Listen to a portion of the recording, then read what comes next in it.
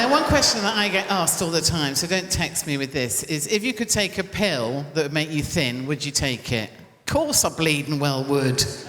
I would like to take a pill that made me 6 stone. Then I could eat my way back up to 10. What a bloody brilliant weekend that'd be, wouldn't it?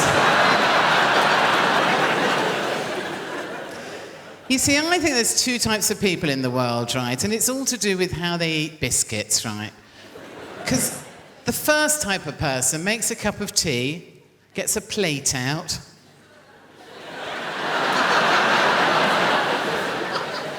opens the packet of biscuits, takes 1 biscuit out, puts it on the plate, and eats it very daintily off the plate. Folds the packet back up, bit of sellotape over the top to keep it fresh for next month. Now, those sort of people should be executed, shouldn't they? Because the rest of us get a packet out, eat the whole fucking lot without taking the cover off, do we, really? And consequently end up looking like me. Because I've always had a weight problem. You know, when I was a teenager, I remember going to see the careers mistress, and she said, "What do you want to do?" I said, "Well, I'd like to be a nurse or get married." She went, "Better be a nurse then."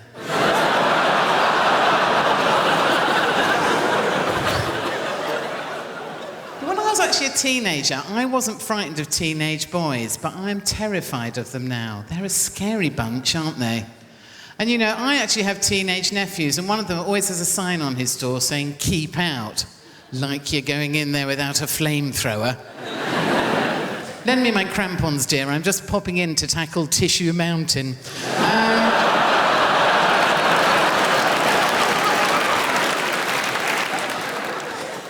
And of course, the worst thing I think you can do with teenagers is try and kind of get down and speak their language. They hate that, don't they? Which is why I quite like doing it. And I actually found this out to my cost last year, right? Because I went around for months going to people, "Would you look at that minger over there?" That is a minger and a half, that is, isn't it? And I found out that this was actually wrong. To my cost, outside my local parks, there were 2 teenage boys. I went, "Lads, look at that minger." What a blinking minger that is.